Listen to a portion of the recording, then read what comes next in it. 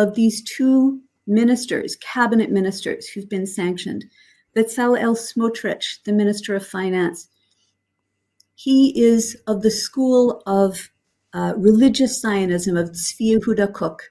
They find cosmic significance in every square inch of what they call Greater Israel. Mm-hmm.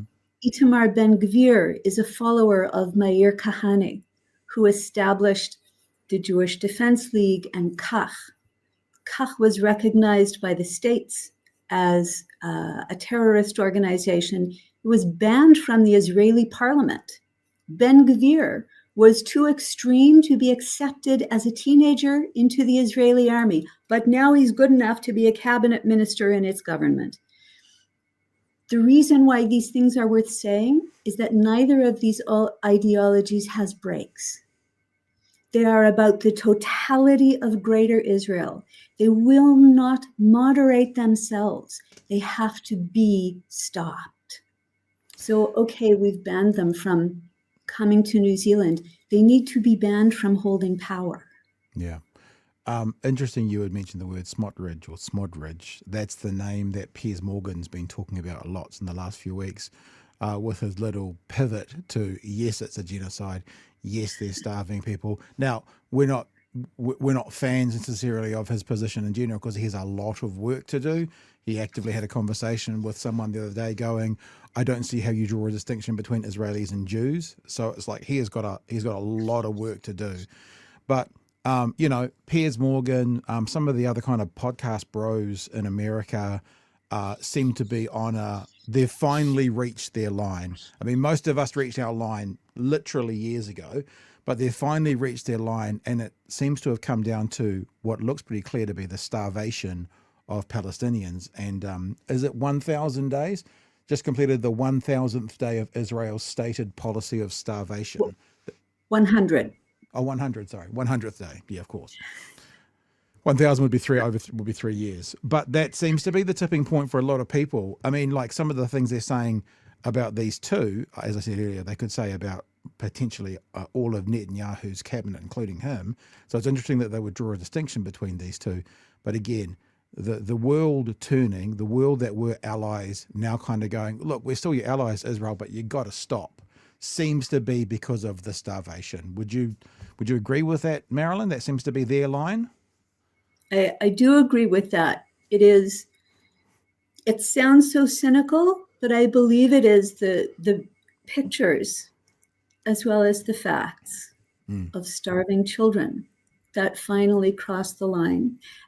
And I believe they are crossing the line also within the Jewish community, parts of the Jewish community, and that in a sense, allows others to speak, because there are many people who will not speak for fear of harming the Jewish community.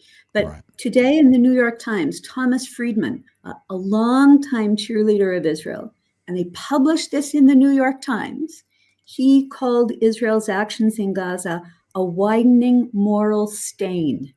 He said that Israel is on track to be regarded as an engine generating anti-Semitism.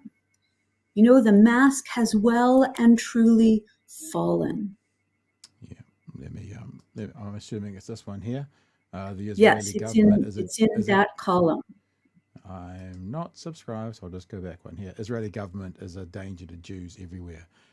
Yeah, it's and I think, I mean, like, even if you just think about what's happening in Gaza, it's like, I know this is very much oversimplified, but if I'm a 15-year-old and a country killed my mum and my dad and my brothers and my uncles, it's not going to engender love towards that country. It's going to breed many more potentially people to fight back. I mean, being blunt, it's driving people to Hamas, isn't it?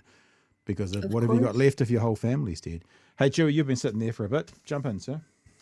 Yeah, I think that column is absolutely true. Like, as much as we can say, yep, cool, I understand that there's a difference between the Zionist regime of Israel, the decisions of its government and the IDF and that sort of thing, and that is their whole bag. And then you've got Jewish people as a whole everywhere else, and of course they can't be held responsible for the actions of a country that they're not in, or part of their government. But that's an intelligent way to look at it, and we know that a lot of people can twist these things however they want for whatever aims they want, and there's a lot of people that have traditionally had a lot of prejudice towards the Jews, and this can just give them a tablecloth to cover over the views that they have always had.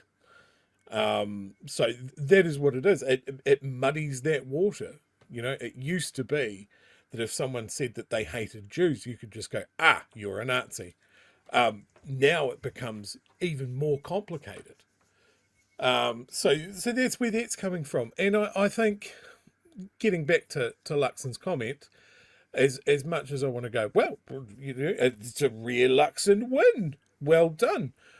Somebody has told him to say that, and it is so late.